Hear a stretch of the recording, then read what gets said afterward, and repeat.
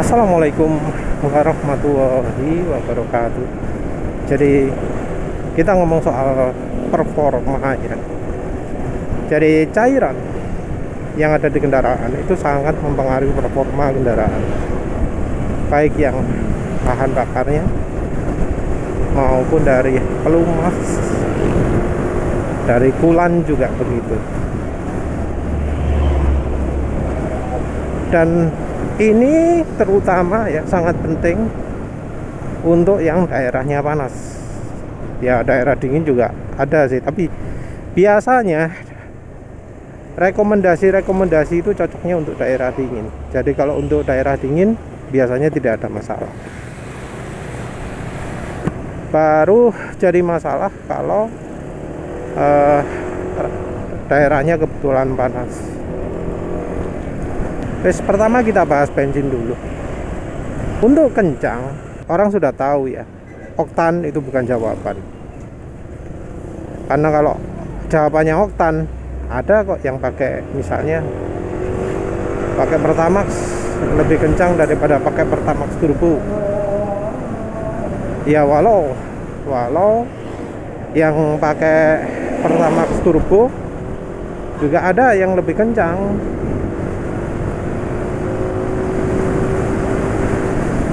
Jadi untuk bahan bakar itu kita nggak bisa bilang mutlaknya ya. Apalagi kemudian pilihan bahan bakarnya itu banyak, lebih dari satu. Kita cari tahu, oh walau oktannya sama, beda ya performanya ya. Oh walau oktannya sama, yang ini lebih irit, oh yang ini lebih kencang. Kencang tentu bukan dari hanya sensasi kencang saja, tapi beneran misalnya dari waktu 0-100 nya, dari top speed nya, juga dari konsumsi bahan bakarnya. Untuk bahan bakar sendiri menariknya antara irit dan kencang itu bisa sesuatu hal yang berbeda. Misal, oh motor saya kencangnya pakai Pertamax, tapi kalau pingin irit lebih Pertalite misalnya, ada ya yang seperti itu. Atau misalnya kelasnya lebih tinggi, oh kalau kencang pakai Pertamax turbo, tapi kalau iritnya Pertamax. Atau pakai bensin merek lain, misalnya Shell Super, pakai Shell Super irit, tapi kalau pingin kencang Pertamax. Ya karena memang faktor bahan bakar itu banyak, dan ya yang dibutuhkan oleh kendaraan itu beda-beda. Ada yang butuh licin, bensinnya itu licin, ada pelumasnya. Ada yang malah sebaliknya, nyari yang nggak ada pelumasnya, yang penting kandungan energinya. Ada juga yang lain yang penting oktannya. Ada juga yang lain pembersihannya. Jadi tiap-tiap kendaraan itu bisa beda-beda faktor yang dibutuhkan. Dan yang namanya bensin sulit ya dapat semua. Jadi faktornya ada yang satu lebih unggul, yang satu lebih lemah gitu ya. Bensin bukan kendaraan. Untuk bensin ya wis, intinya coba, tapi ya tetap perlu memperhatikan level bahaya. Karena kalau bensin oktan terlalu rendah, ada resiko merusak, dan ketika ngomong merusak habisnya bisa jutaan. Ini mau mobil apa motor sama aja. Dan juga kita juga harus hati-hati. Kita modifikasi kendaraan ada yang mempengaruhi kebutuhan oktan. Pakai knalpot racing, pakai saluran intake yang dibesarkan, dibuat plong, itu bisa merubah kebutuhan oktan bahan bakar. Nah kita harus hati-hati, jangan sampai kita pakai oktan bensin rendah setelah kita modifikasi. Resikonya jebol. Kalau sudah jebol habisnya banyak. Kalau mau ngirit jangan melakukan hal seperti itu. Saran berikutnya yang juga penting terutama adalah untuk coolant. Ini untuk kendaraan yang menggunakan radiator. Kalau kendaraannya nggak pakai radiator, sekarang sudah pakai aktif, pendingin aktif semua ya, aktif cooling semua. Jadi yang nggak pakai radiator sekarang sudah pakai kipas semua. Dulu zaman 2 tak yang mempelopori adalah Suzuki dulu, Jetcool, kemudian Yamaha ikut-ikut. Yang Honda terus kemudian pamer. Honda itu mesinnya kuat, walau panas nggak akan overheat, makin panas makin kuat. Tapi ya itu zaman dulu. Begitu motor Honda sudah pakai radiator juga, ternyata yang paling banyak kasus mesin overheat adalah Honda. Ya jadi sumbernya sih ya karena Honda itu melakukan risetnya tidak di Indonesia. Karena tidak melakukan di Indonesia, maka kondisinya hasil akhirnya berbeda. Karena Honda itu tidak melakukan riset di Indonesia, maka ya resep yang dia kasihkan nggak cocok untuk Indonesia. Dan ya karena Honda itu nyarinya adalah part yang harganya murah, nyari untung sebesar-besarnya, dia cari vendor seadanya. Padahal yang namanya coolant itu ada standarisasi ya. Selain dari kemampuan mendinginkan, juga perlu kepastian bahwa coolant ini tidak merusak seal. Jadi kombinasi antara resep yang salah dan kualitas yang buruk membuat coolant untuk motor Honda itu sering bermasalah. Jadi contoh, ini NMAX penulis, coolantnya mulai dari kondisi baru nggak pernah ditambah-tambahi, tapi sampai sekarang masih lebih dari separuh ya. Jadi harusnya kondisi coolant itu seperti itu. Tapi untuk pemilik motor Honda jangan coba-coba berani melakukan itu. Kalau motornya Honda itu wajib sekali untuk monitor coolant setiap setengah bulan sekali, atau mungkin kalau nggak lupa ya seminggu sekali. Karena ada cerita nggak ngecek coolant, setelah sebulan kok habis gitu ya, mesin jadi panas. Terus karena mesin panas jadi suara mesin kasar. Kalau sudah kasar nggak bisa balik biasanya. Terus kadung rusak, nggak bisa diapa-apakan.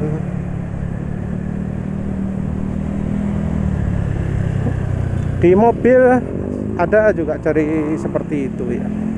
Ya sumbernya sih karena orang Jepang itu sombong ya, pongah, merasa pinter sendiri ya, nggak mau terima masukan. Terus ya orang sana itu lebih sering kalau naik jabatannya ya karena kolusi ya. Jadinya orang-orang pinternya sekarang nggak ada. Jadinya anjuran coolant sekarang wis sembarangan, terus nyari ya vendor murah juga. Yang terjadi ya kualitas coolantnya buruk. Terus kalau nggak buruk ya resepnya salah. Jadi sekarang ini banyak sekali ya kendaraan di jalan yang performanya itu di bawah kemampuan sebenarnya karena coolantnya tidak memenuhi. Coolantnya bekerjanya buruk ya.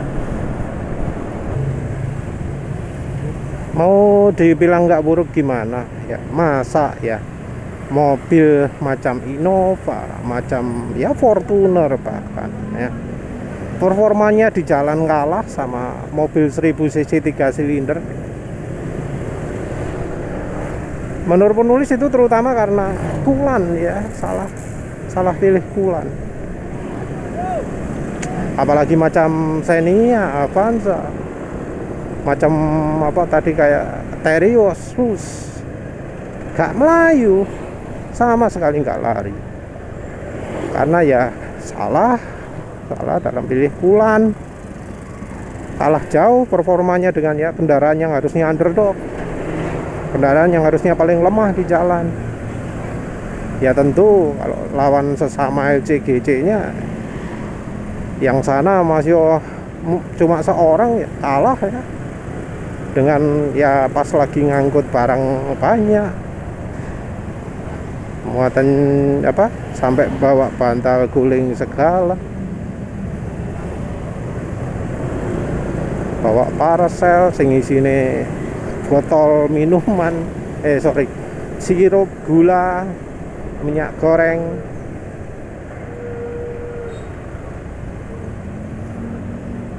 Sumbernya dari kulan itu. Ya tentu ada faktor oli juga. Tapi kalau faktor oli kalau di mobil nggak begitu banyak ya, karena kualitas oli mobil walau encer seringnya cukup bagus ya, nggak terlalu buruk. Tentu ini untuk mereka-mereka yang bisa milih oli ya. Karena ya oli itu walau sama-sama misalnya 0W20 ada yang jelek juga ya, walau penulis ini biasanya ngomong 0W20 itu lebih bagus daripada 5W30. Cuma merek-merek yang genah toh ya, karena kalau merek yang genah oli 0W20 pasti ada campuran PAO nya.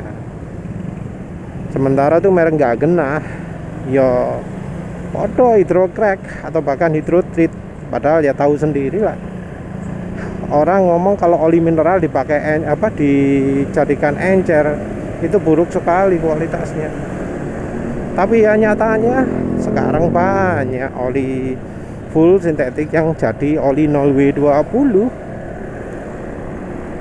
Penulis tahu gitu gimana? Ya penulis baca datasheet. Datasheetnya PowerPoint minus 33 derajat. Apa itu kalau bukan mineral? Karena kalau sintetik PowerPoint-nya ya minus 60 lah kalau 100%. Kalau 50% ya antara minus 48 sampai minus 52. Walau ya tentu juga ada sih yang pabrikan ngakali ya. Oh, PowerPoint-nya kurang rendah, kasih PowerPoint di presan gitu ya. Nah, memang PowerPoint-nya rendah, tapi ya kemampuan olinya ampun-ampunan. Bakal cepat sekali encer pastinya, bakal cepat sekali rusak pastinya. Nggak sesuai dengan yang dibutuhkan. Oli sendiri banyak ya yang takut pakai oli 10W40 kalau untuk mobil. Terus kalau motor 10W40 takut. Kalau untuk mobil merasa wajib 0W20 atau 5W30 untuk yang beberapa tahun yang lalu. Untuk motor sudah cukup lama ya 10W30 nya, untuk Yamaha 10W40 juga cukup lama. Yang sering jadi apa ya sumber orang nggak ngerti itu adalah karena nggak pernah nyoba oli bagus, nggak pernah coba oli yang cukup oke. Dan merek bagus pun ya nggak semua tipe olinya bagus. Mungkin ada yang ngomong penulis ini bela merek Pertamina, tapi ya nggak semua oli Pertamina bagus, ada yang jelek. Kayak Fastron hijau itu menurut penulis jelek gitu loh, nggak selevel dengan Fastron ungu. Bahkan merek Ravenol ya, penulis mungkin sering ngomong Ravenol TSI, Ravenol PST, Ravenol Racing. Tapi penulis pernah kecewa dengan oli Ravenol. Apa itu? Oli Ravenol ester. Piro ya? 10W50 barangkali atau 15W50, boh lali. Tapi itu oli harganya mungkin 250.000 per liter. Mahal kan? Termasuk mahal kan?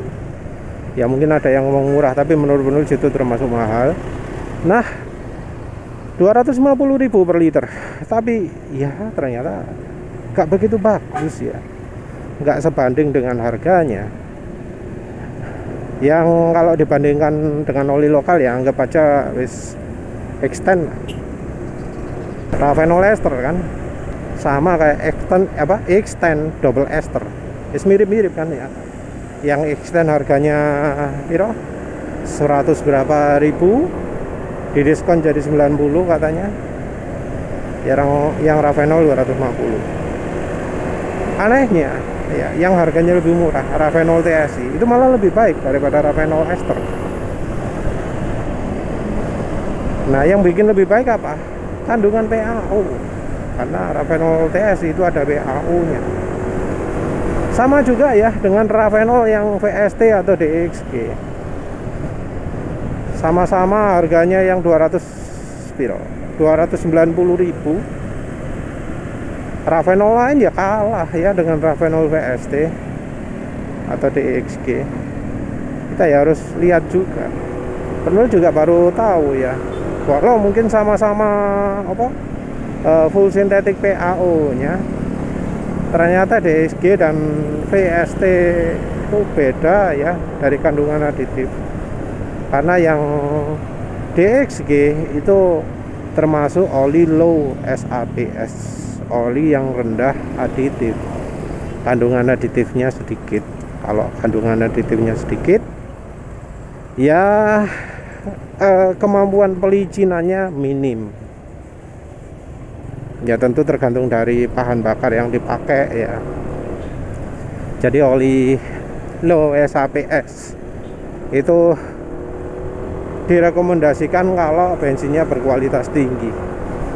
Bensin kualitas tinggi itu artinya bensin yang standarnya Euro 6 ya, Euro 5 lah. Sementara bensin kita Pertamax turbo mungkin cuma Euro 4 ya, yang lain malah belum Euro 4. Jadi dari sisi kemampuan masih kurang ya. Yang menentukan itu terutama dari kandungan sulfur. Kandungan sulfur di bensin banyak, oli cepat rusak. Nah, oli yang rendah aditif itu nggak tahan karena sulfurnya bensin. Walau di oli juga ada sulfurnya, tapi satuannya beda ya.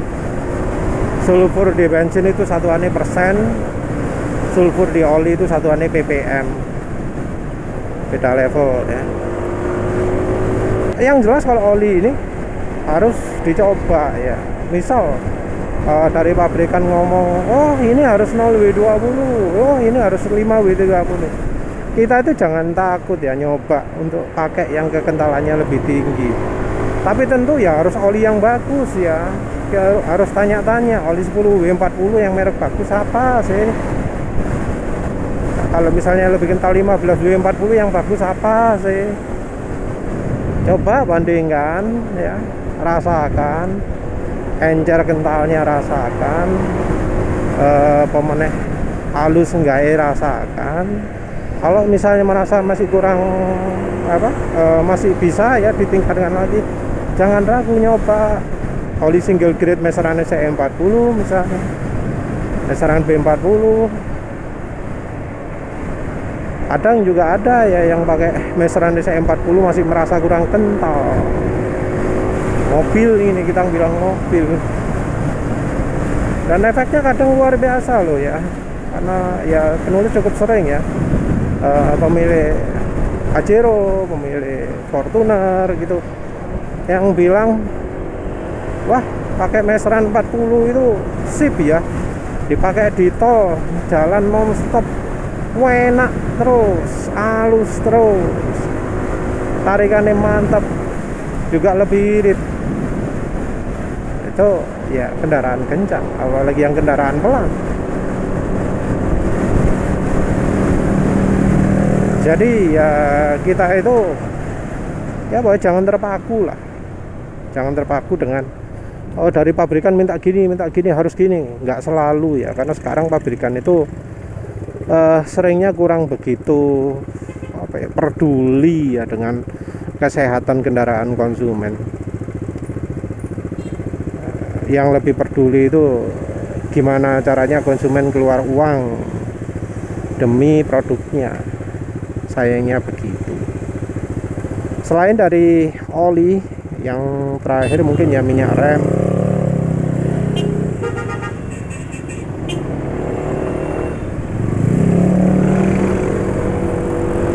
Minyak rem, juga oli suspensi. Kalau minyak rem ini ya selama pabriknya nggak parah-parah amat, ya bakal masih bagus lah ya.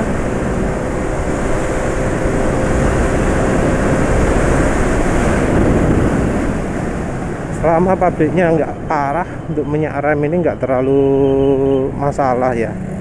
Kecuali dari merek motor Honda, biasanya nggak ada keluhan soal minyak rem. Yang sering masalah lagi itu adalah oli suspensi, terutama untuk motor ya, yang bisa diganti. Kalau yang nggak bisa diganti ya ganti shock breakernya yang jadi solusi. Untuk sepeda motor, suspensi depan ya wajib lah ya, berkala dicek gitu. Ya sebenarnya sih tergantung dari medannya juga ya. Kayak medan penulis ini yang jalannya kayak gini lah, tahu sendiri. Speed trap itu sesuatu yang ringan ya. Yang lebih berat itu ya tambal-tambalan jalan, jalan yang lubang rating gitu ya. Kalau ada yang mengeluh speed trap, nah itu berarti jalannya mulus kayak. Karena penulis itu lewat speed trap itu ya sama kayak kondisi lewat jalan ya yang kayak gini nih. Jadi suspensi depan olinya itu diganti kalau gerakan suspensinya sudah liar.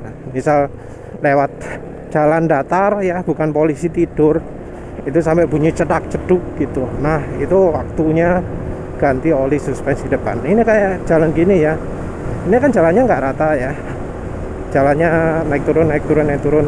Nah kalau dalam kondisi jalan seperti ini, suspensi itu bunyi ceduk ceduk, nah itu waktunya ganti oli suspensi.